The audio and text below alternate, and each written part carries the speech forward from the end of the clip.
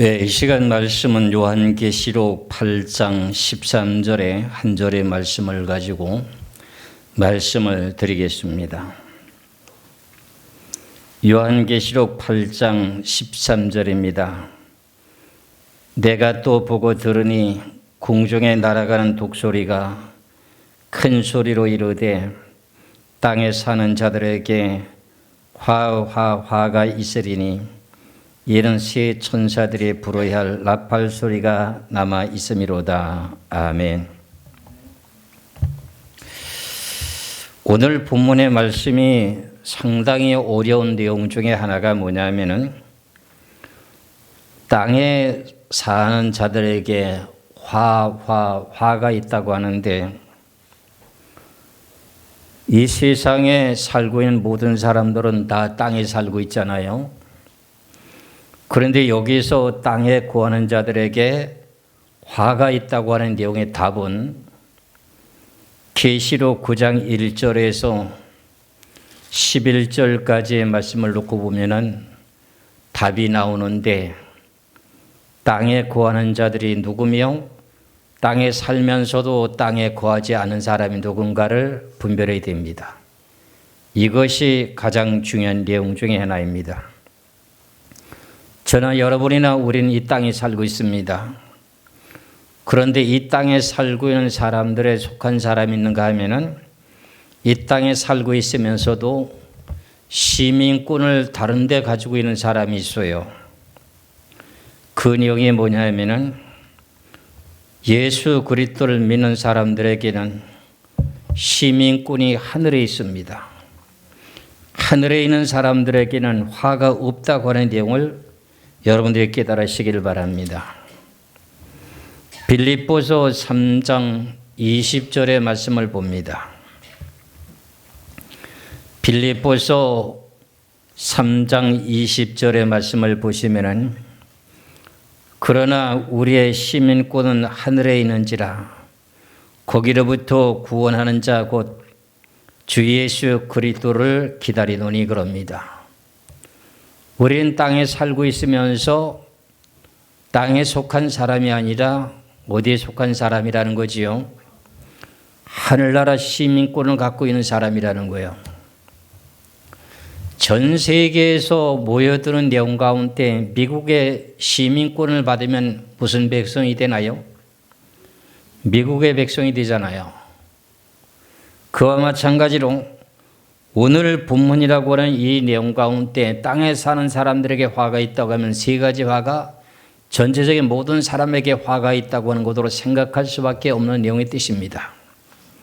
그런데 땅에 속한 사람들에게 화가 있다고 하는 내용 자체는 육에 속한 사람입니다. 고린도전서 3장 1절에서 3절까지 말씀을 보면은 고린도전서 3장 1절에서 2절의 말씀을 보겠습니다. 고린도전서 3장 1절에 3절까지 보시겠습니다. 형제들아, 내가 신령한 자들을 됨과 같이 너희에게 말할 수 없어서 육신에 속한 자 곧 그리스도 안에서 어린아이들을 됨과 같이 하노라.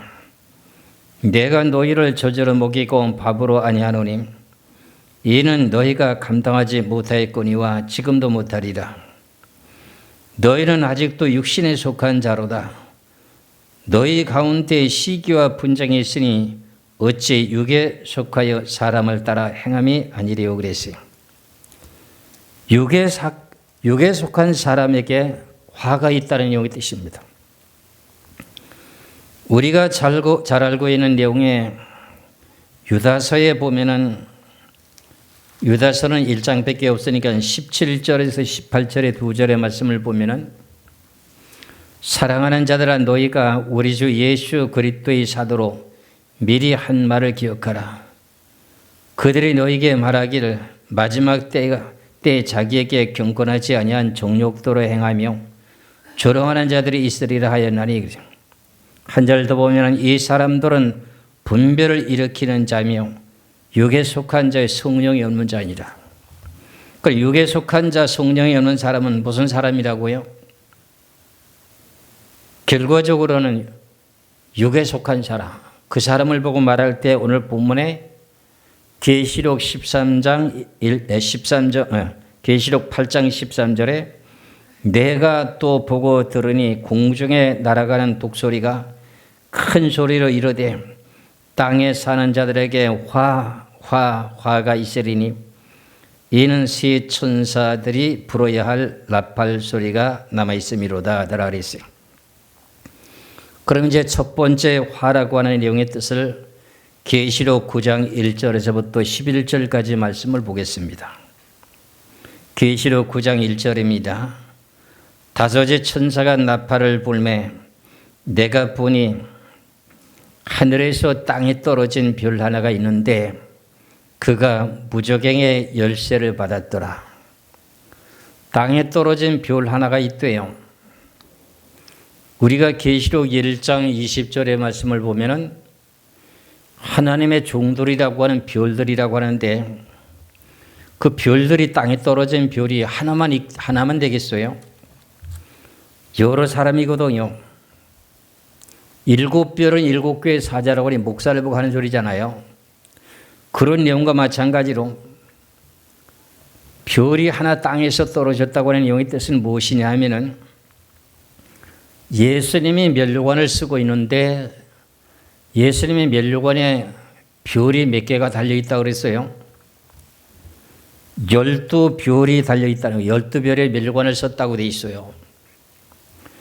그게 계시록의 12장 1절에 보면 해를 입은 한 여자가 있는데 그 머리에 면류관을 썼는데 12별의 면류관을 썼다고 나와요. 그 내용의 말씀을 봅니다. 계시록 12장 1절에 하늘에 큰 이적이 보이니 해를 옷 입은 한 여자가 있는데 그 발 아래 달이 있고 그 머리에는 12별의 관을 썼더라. 이분이 누구예요? 예수님이잖아요. 그럼 예수님이 12별의 별 중에 하나가 떨어진 건 누구예요? 우리가 잘 알고 있는 가룟 유다잖아요.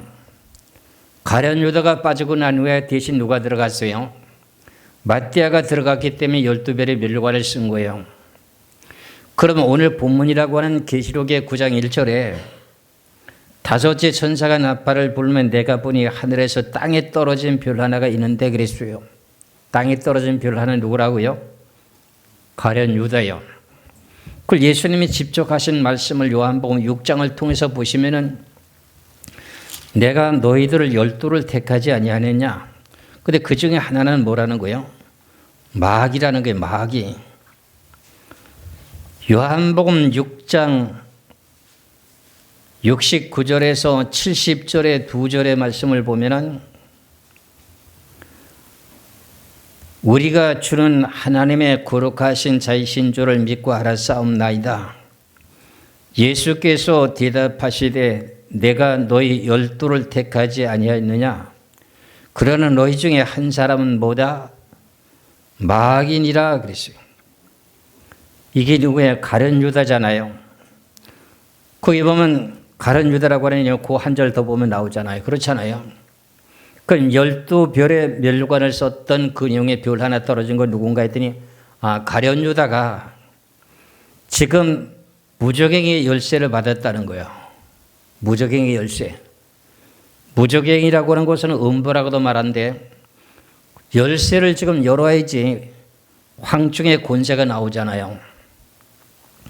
그런데 이제 음부의 열쇠를 가지신 분은 누구냐 하면은 예수님이시잖아요. 예수님께서 지금 사도 요한에게 환상으로 나타나는데 1장 17절에서 18절의 말씀을 보면은 나는 사망과 음부의 열쇠를 가졌다고 하는데 그분이 지금 누구에게 열쇠를 주는 거지요? 가룟 유다에게 주는 거예요. 계시록 1장 17절에서 18절요. 계시록을 보려면 성경을 찾지 않고는요. 성경이 계시록은 답을 찾을 수가 없어요. 인간의 방법에 소리가 나올 수밖에 없어요. 계시록 1장 17절 18절을 봅니다.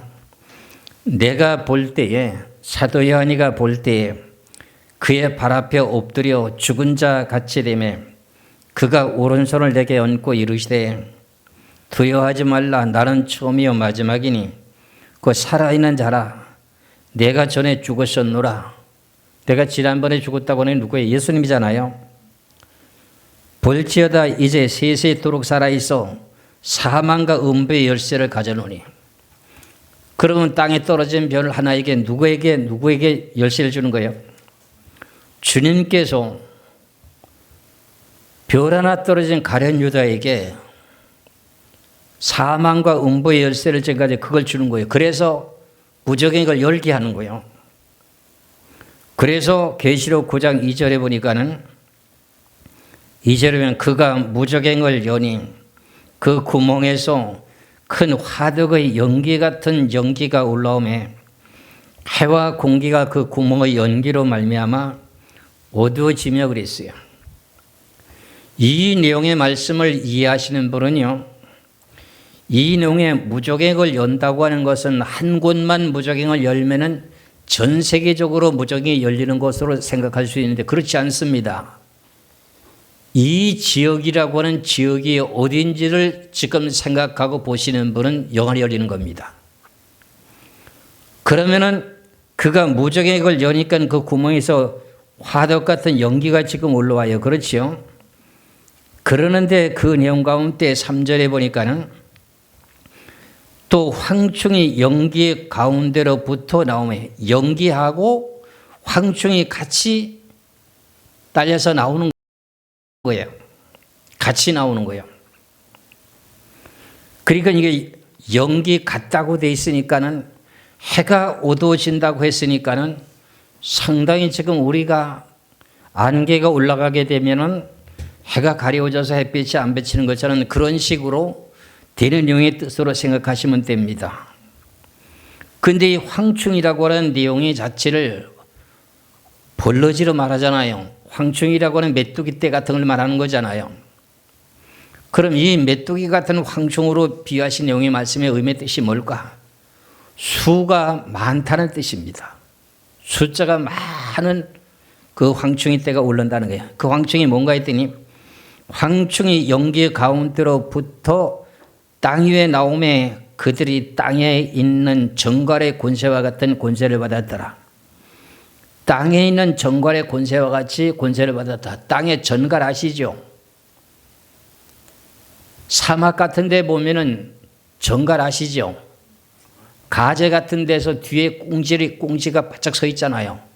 그걸 사람을 쏘면은 아주 굉장히 아프다고 그러잖아요. 그 내용과 같이 이 내용은 실질적인 정갈이 아니고 전갈과 같이 쏘는 것처럼 그렇게 쏜다는 거예요. 이해하시겠어요?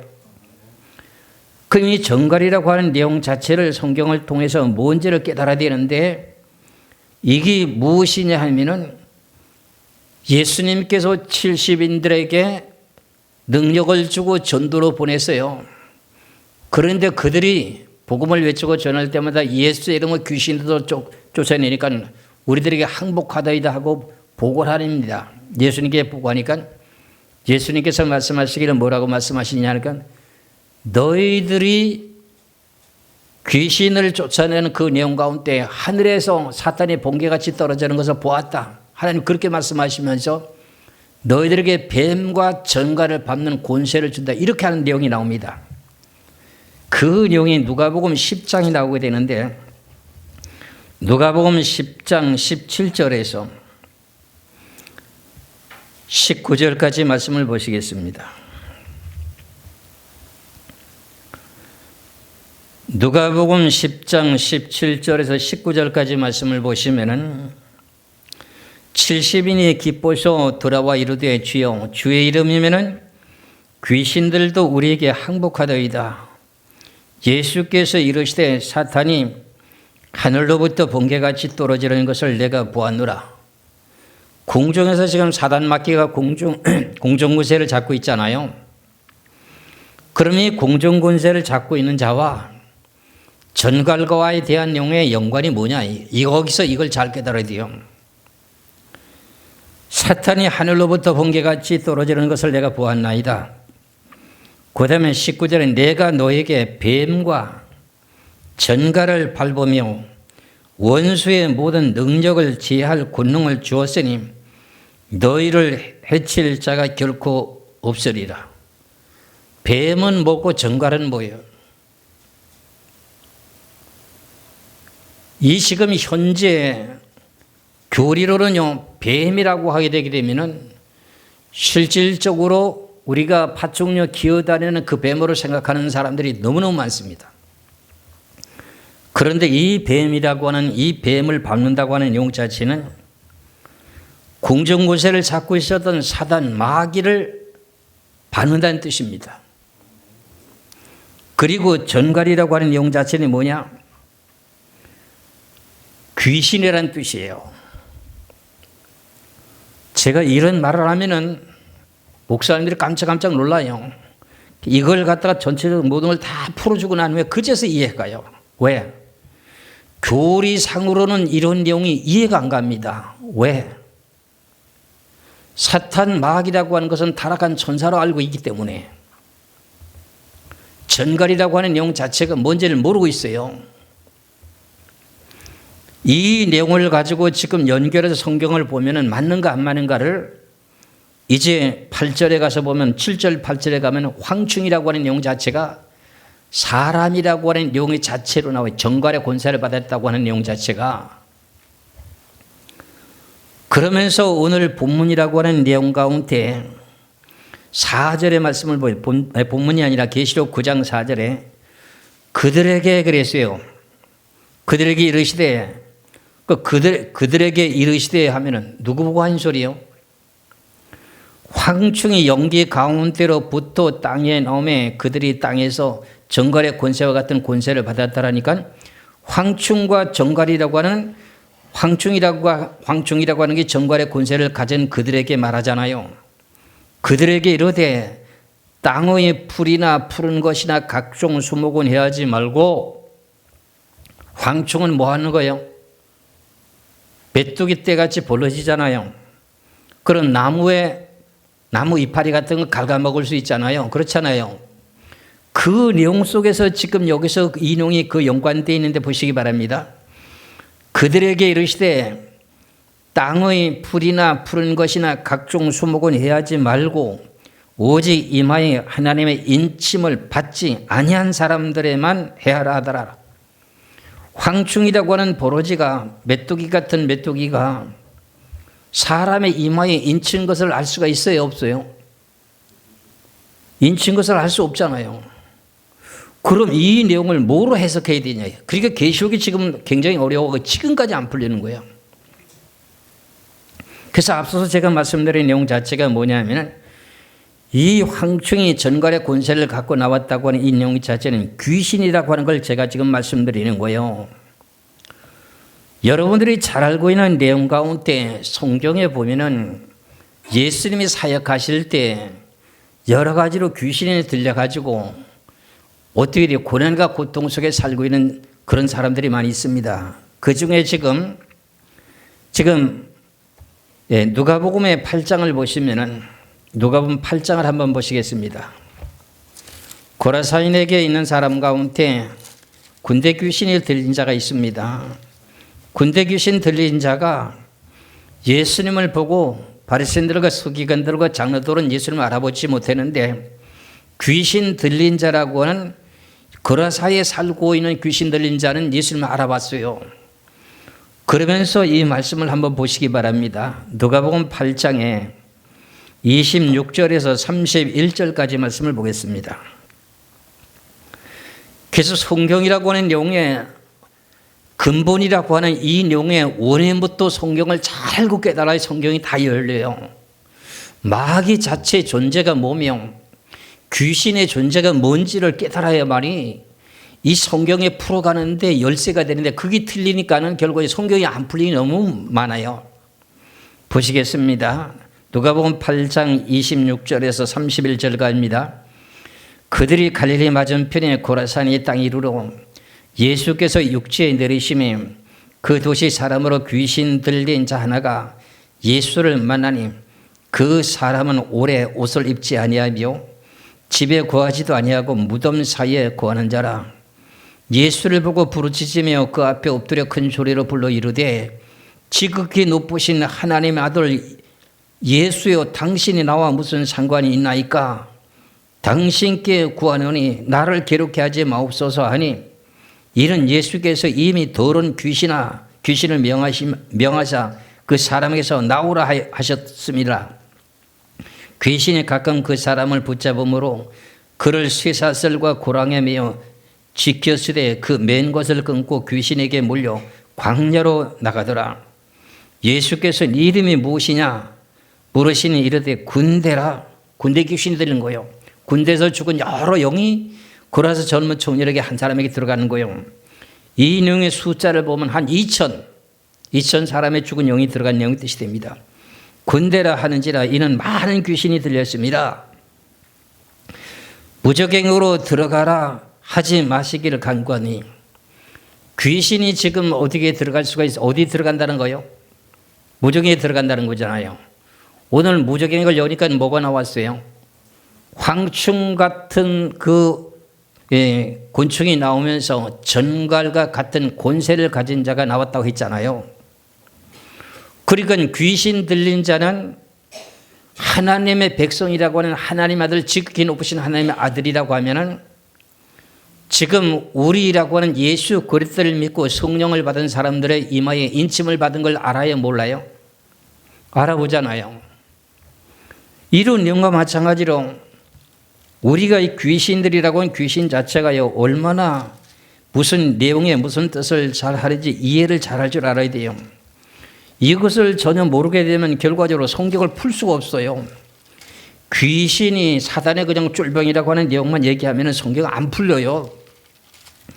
우리가 잘 알고 있는 내용 가운데 사도 바울이 전도 여행을 갔을 때 신라와 함께 기도하러 가다가 점치는 귀신 들린 여종이 하나인데, 귀신이 뭐예요? 점을 치는 내용의 역할을 하는 거예요. 즉 무당들이 전부 누굴 통해서 점쳐요? 죽은 사람의 영은 귀신을 통해서 점치잖아요. 그 내용을 사도행전 16장 16절의 말씀을 봅니다. 16절부터 말씀을 쭉 보겠습니다. 18절까지요.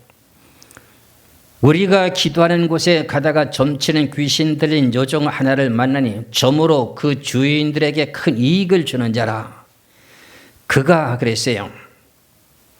바울과 우리를 따라와서 소리를 이르되 이 사람들은 지극히 높으신 하나님의 종으로서 구원의 길을 너에게 전하는 자라 하며 이같이 여러 날을 하는지라. 바울이 심히 괴로워하여 돌이켜서 그 귀신에게 이르되 예수 그리스도의 이름으로 내가 네게 명하노니 그에게서 나오라 하니 귀신이 즉시 나가니라. 점치는 귀신 들린 자 사도 바울하고 신라를 알아봤어요? 못 알아봤어요? 이는 지극히 높으신 하나님의 종들이라고 하잖아요. 여러분들 하나님의 자녀라고 하는 걸 알아봐요? 못 알아봐요? 알아봐요. 그렇기 때문에 여러분들이 진실로 내가 성결한 삶을 살아가게 될 때 나의 이마에 성령의 인침이 있는 걸 알아요. 그럼 황충이라고 하는 메뚜기가 나무는 이파리는 갉아먹을 수 있어도 하나님의 입맞지 않은 사람들만 해야라고 하면 입맞은 사람은 해야지 말라는 거잖아요. 그렇잖아요. 그럼 여러분들 이마에 인쳐 있잖아요. 그렇잖아요. 그럼 이게 이제 첫 번째 화에 해당되는 용에 결과적으로 인침을 받은 사람은 그 화가 지나간다는 내용의 뜻을 내가 설명하는 거예요. 이해하시겠지요? 그럼 어떻게 해서 인침을 받은 사람들은 왜 지나가게 되느냐? 그 내용의 자체를 성경에서 보면은 시편 34편 7절의 말씀을 보세요.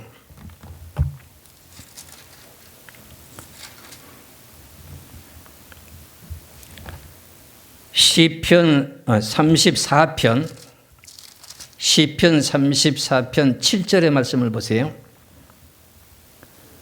여호와의 천사가 주를 경외하는 자를 둘러서 진치고 그들을 건지시는 도다 그랬지요. 여호와의 천사가, 하나님께 부리는 천사가 주를 경외하는 자들을, 입맞은 성도들을 어떻게 둘러서 진치고 그들을 뭐 한다는 거예요? 보호해주고 지켜준다는 거야. 그러니까 어둠의 영들이 함부로 건드리지 못하는 거지요. 이해하시겠지요? 그래서 이 내용이 둘째 화에 가서는 계시록의 9장에서 13절부터 7년 환란의 전쟁을 하게 되는데 7년 환란 전쟁하는 가운데도 이 천사들이 하나님의 경영한 백성들을 지금 지켜주고 보호해주고 죽지 않는 거예요. 여기서부터 이 성경을 잘 풀어가야만이 결과적으로 첫째 화가 뭐고 둘째 화가 뭐고 셋째 화가 뭔지를 알 수가 있다는 거예요. 그런데 우리는 예수 믿는 사람들이 성령 인침을 받았는데도 환란 전에 들림 받는다고 하는 내용과 환란에 들어가야 된다고 하는 원인 자체에 대한 내용에 거기 가면 전부 다가 어려움을 당하고 고난과 고통 속에서 죽을 수밖에 없다 이런 식으로 말하면 안 되잖아요. 성경과는 반대가 되잖아요. 여러분들 이해가 가십니까? 다시 봅니다. 4절에 그들에게 이르시되, 그들은 누구를 말하는 거예요? 황충이라고 하는 것이 연기 가운데 올라오는데 정갈의 권세와 같은 권세를 가진 자들 보고 말하기를 그들에게 이르시되 땅에 풀이나 푸른 것이나 각종 소목은 해하지 말고 오직 임하에 하나님의 인침을 받지 아니한 사람들만 해하라 하시더라. 만일 해코지 하면 어떻게 하나요? 하나님의 인침을 받은 사람은 해코지 하면 어떤 일을 하나요? 시편 34편 7절의 말씀처럼 주의 천사가 돼요. 그들을 해코지 못하게 하는 지키는 거예요. 역사하는 거예요. 아시겠죠? 너무 감사하지 않아요? 아멘 하더라도 좀 시시하게 하지 말고 정광 목사님이 두 손 들고 아멘 하라고요. 이해하시겠지요? 너무너무 감사한 거 아닙니까? 그럼 여러분들은 예수 그리스도를 믿는 믿음을 갖고 인침을 받았어 안 받았어요? 받았잖아요. 그러니까 성경에 어디 있어요? 에베소서 1장 13절을 찾아보세요. 여러분들은 마음으로 예수 그리스도를 진실하게 믿는 믿음으로 마음속인 성령이 내 가슴 속에 와서 들어와 좌정하고 계시고 이마에는 뭐 있다는 거예요? 성령이 인침을 줬다는 거예요. 성령으로. 에베소서 1장 13절에 그 안에서 너희도, 그 안이라고 하는 내용은 12절의 말씀입니다. 12절에서 13절 봅니다. 이는 우리가 그리스도 안에서 전부터 바라던 그의 영광의 찬송이 되게 하려 하심이라. 그 안에서, 예수 그리스도 안에서 너희도 진리의 말씀 곧 너희의 구원의 복음을 듣고 그 안에서 또한 믿어 약속의 성령으로 뭐 했어요? 인침을 받았는지라 그랬잖아요. 인침을 받았잖아요. 어디다 인침 받았어요? 이마에 인침을 받았어요. 이게 영적으로 천하기 때문에 안 보여요. 근데 이걸 누구만 잘 아니? 영적인 사람만 알아요. 영적으로 영원히 열 사람도 알고요. 귀신은 더 잘 알아요. 그래는 황충의 정갈의 권세를 가진 그 귀신이 어떻게 돼요? 이 사람은 하나님의 백성의 인침을 받았으면 거기 근접하지 말라는 거예요. 왜? 주의 천사들이 지금 지키고 있는데 함부로 건드리면 어떻게 될까요? 안 되잖아요. 하나님 명령을 해놨는데. 이해를 가시겠지요? 그 다음에 5절입니다. 오늘 계시록 9장 5절에 그러나 그들을 죽이지는 못하게 하시고, 그들은 죽이지 못하게 한다고 하는 것은 인침을 받지 않은 사람들을 해코지 하는데 죽이지를 못하게 해요.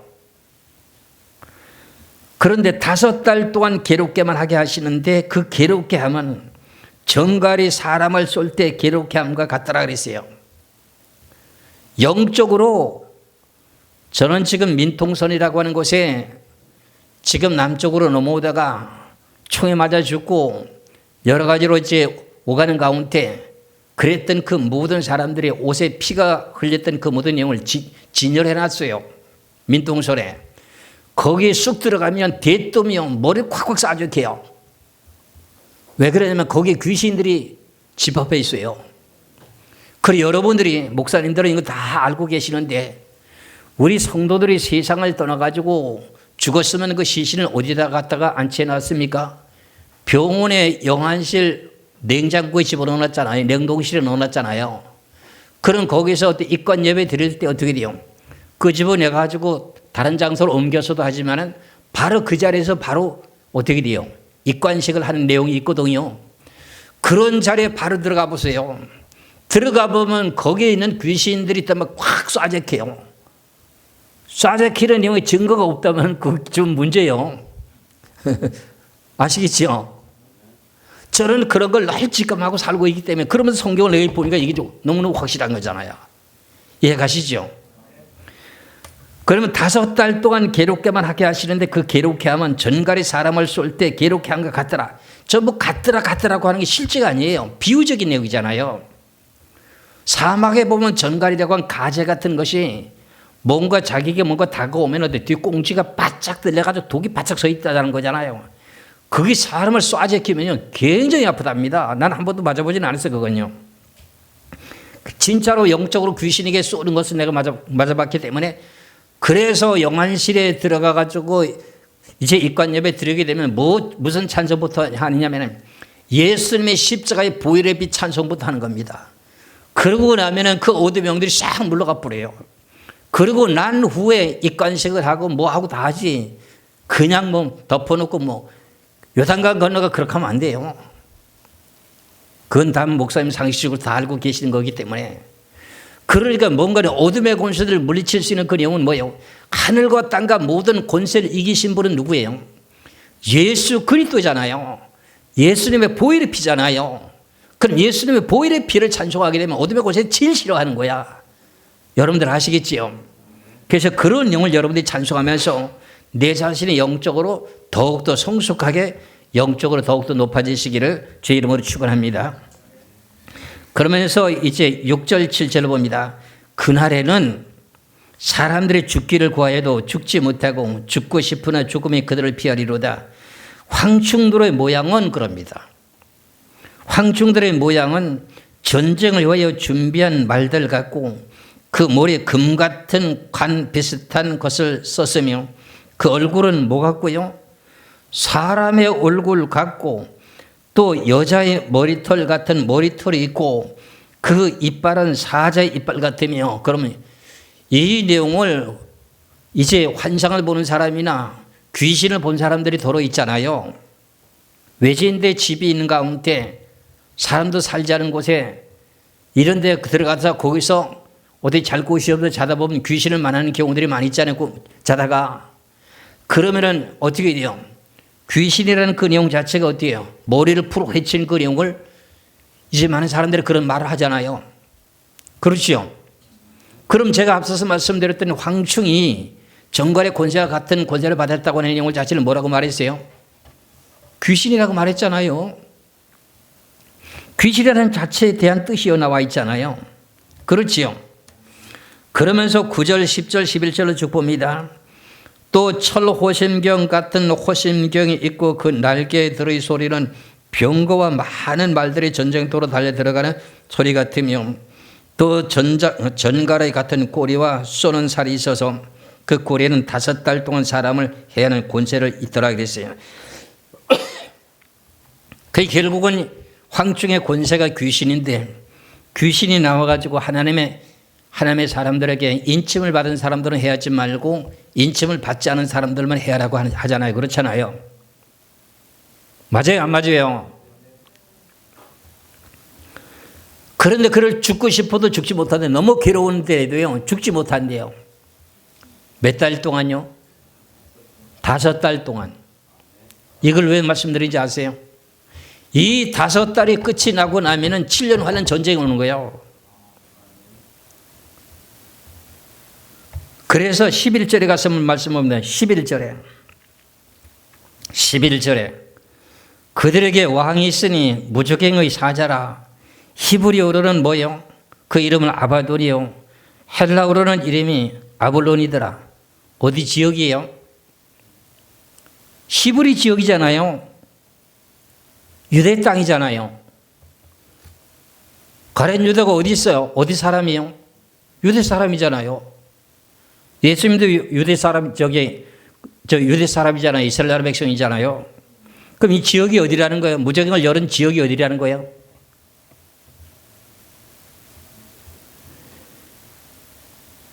무적행에 사자가 있으니 히브리어로 그 이름을 아보돈이요. 헬라어로는 그 이름을 아볼론이라고 했으니까 이 지역은 이스라엘 나라 땅이라는 거예요. 아시겠지요? 그리고 한국으로 말하면 뭐라고 말하지요? 무적행에 들어가 제일 왕초 노릇하는 사람 보고 뭐라 그래요? 중국 사람은 뭐라 그래요? 몰라요?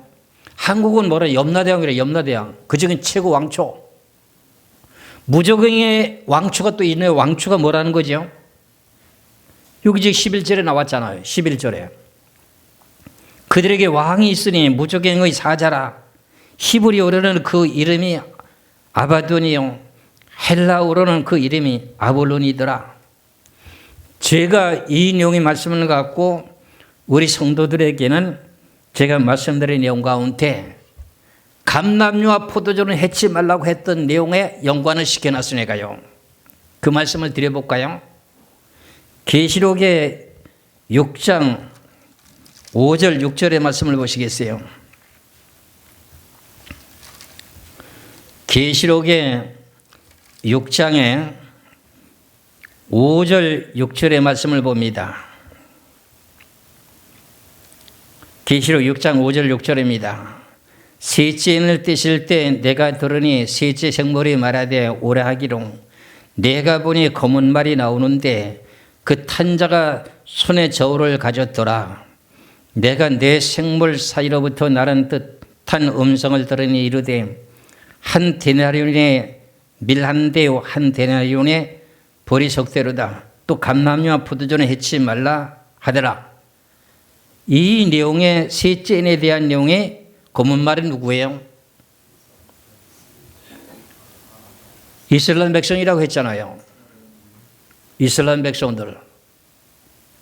그럼 이스라엘 백성들 가운데 감람류와 포도주는 해치 말라는 내용이 있어요. 그럼 이스라엘 백성들이 전체가 다 예수 믿지 않은 사람이 하나도 없단 말이냐? 그게 아닌 거예요. 이스라엘 백성들 가운데 감람류라고 하는 목사들이 있다는 거예요. 지금 전 세계에 이스라엘 백성들의 인구가 얼마나 있죠? 5사람 중에 1명이 이스라엘 백성이라고 내가 말씀드린 바가 있었죠. 그렇죠? 그럴 정도로 많은데 이스라엘 백성들 가운데서도요, 예수 믿는 사람들이 있어요. 왜? 전 세계 선교사들을 통해서 복음의 소식을 전해가지고 그들이 예수 그리스도를 받아들이고 그 다음에 그들이 굳건한 진리의 반석에 서 있게 됨으로 말미암아서 어떻게 돼요? 선교사들이 그들에게 기름 부어서 목사로 세웠어요. 그게 감람류예요. 그러면 그 이스라엘 백성들 가운데 예수를 믿고 성도가 된 사람들은 뭐예요? 포도주 성찬 예식에 참석하게 되는 포도주는 해치 말라는 거야. 그럼 감람류와 포도주는 뭐예요?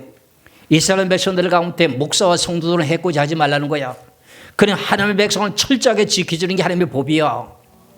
그런데 왜 환난 가운데 들어가면 죽는다고 왜 아우성치느냐고요. 그래서 오늘 본문의 말씀이라고 하는 내용 가운데 이제 11절을 보았으니까 한 절을 더 보면서 마치겠습니다. 한 절을 더 보면은 계시록 9장 12절에 첫째 화는 지나갔으나 보라 아직도 이후에 화 둘이 이르리로다. 그러면 계시록의 8장의 13절에 내가 또 보고 들으니 공중에 날아가는 독소리가 큰 소리로 외쳐 이르되 땅에 구하는 사람들에게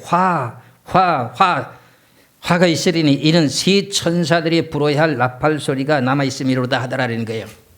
그럼 첫 번째 화는 뭐예요? 계시록 9장 1절 11절까지가 첫 번째 화예요.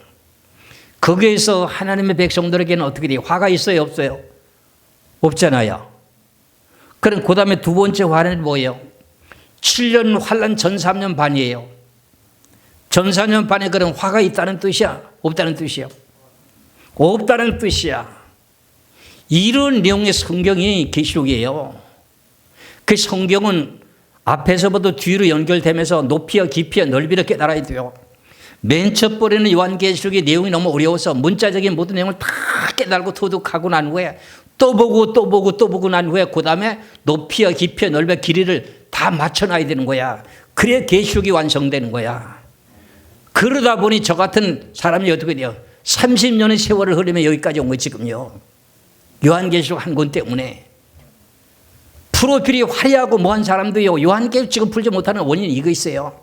처음서부터 성경의 진리의 근본을 알았거든요. 제가요, 하나님의 은혜 가운데 하나님의 능력으로 호되게 징계를 받아가면서요, 이 교회에서는 생명의 말씀을 이제 전할 때가 돼가지고 이걸 지금 전 세계로 전파하기 위해서 지금 매주마다 내가 2편을 지금 인터넷에 녹화를 뜨는 거예요. 이것이 전파되고 증거되게 되게 되면 여기에 대한 모든 부수적인 내용에 구속사에 대한 비밀을 다 깨달아야 돼요. 그러다 보면 구속사에 대한 내용에서 모든 비밀도 온전하게 알아야 되는데 교리적인 내용으로는 안 되더라고요, 이게요. 그래서 이걸 깨달았어요, 제가요. 그래서 이제 우리가 앞으로 하나님께서 길을 열어주시고 열어주시면은 이 귀하신 말씀을 배울 수 있도록 문을 열어놓고 있을 거고 많은 목사님들이 오시면 더욱더 환영합니다. 왜? 저는 이 내용을 위해서 평생을 지금 어떻게 목회를 하며 여기까지 왔으니까요. 깨달은 걸 남한테 전해줘야 될 거 아니에요. 목사님들 배워가지고 교회 살려야 될 거 아니에요. 신천지처럼 나한테 오라 그런 게 아니에요. 나는 그런 게 아니라고요. 그리고 이 귀한 진리에서 함께 와서 동력하고 길 잃은 사람들 있잖아요. 아모스 8장 11절 13절까지 이바다 저바다 하면서 말씀을 찾지부터 갈급한 시민들이 있다면 오라는 거예요. 오라는 거. 이해하시겠지요?